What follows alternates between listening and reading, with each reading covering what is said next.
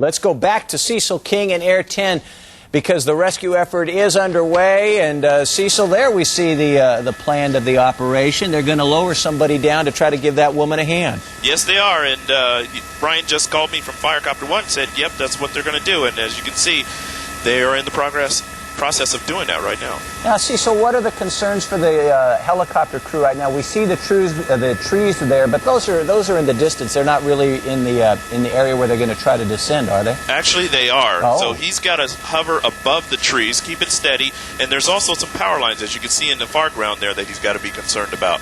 And at his altitude, I think his winds are coming out of his tail, so this is pretty difficult. Now, is that rescue guy? He just went right over the power lines you talked about. Yeah, I think so. Oh, and now they're positioning themselves. If Matt can pull out just a little bit wider, they should be right above the young lady right now.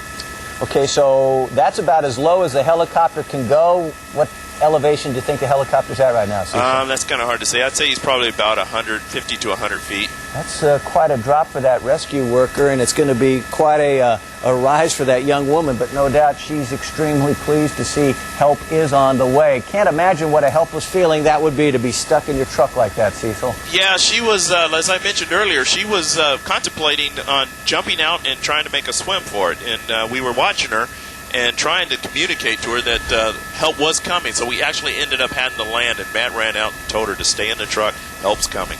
And it's okay for you to do that? You can land right out there? As long as I don't present any danger or harm to anybody. So it was a nice field and easy to do. Okay, as we continue to see the rescue worker drop, we just got handed to us a notice that Cache Creek is expected to overflow about 4 o'clock. When this happens, there's an extreme possibility that the levee will fail, so the areas likely to be affected are the neighborhoods north of Main Street and Woodland. We'll have more on that in a minute, but let's go back to the pictures right here. Mission accomplished, Cecil. Yeah, it looks like it. We also, well, he's got to get her up and above the trees there, and we also got some rain hitting our way really quick here, a little sail.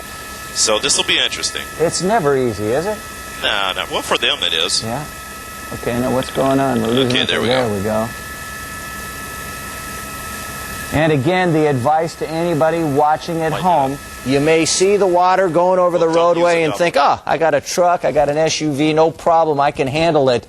It's not that easy. And in fact, in the time that we've been monitoring this situation, Cecil, the water's actually risen on that truck right there. Yeah, when we first got here, it was just barely creasing over the front of her hood. And you can see where it is right now.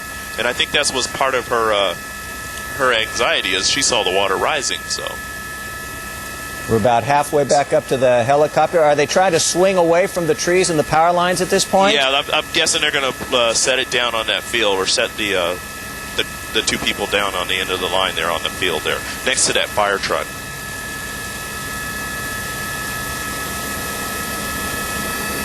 And it appears that we have touchdown imminent, and there comes an additional rescue worker right there, and one very fortunate young woman. Again, this is at Willarga, north of Antelope, near the Placer County line. That woman, hey, Cecil, I don't know if I ever asked you, how long do you think she'd been stuck in her truck? You know, I'm not sure, because we saw this earlier and we didn't see her there. So I'm going to guess probably the total time until now, probably about 45 minutes to maybe an hour. And now the rescue helicopter is off and probably searching for any other possible areas where they may need to help people out. All right, Cecil, thank you very much. A happy ending to that particular predicament. And hopefully that will be a scene that is not repeated throughout today.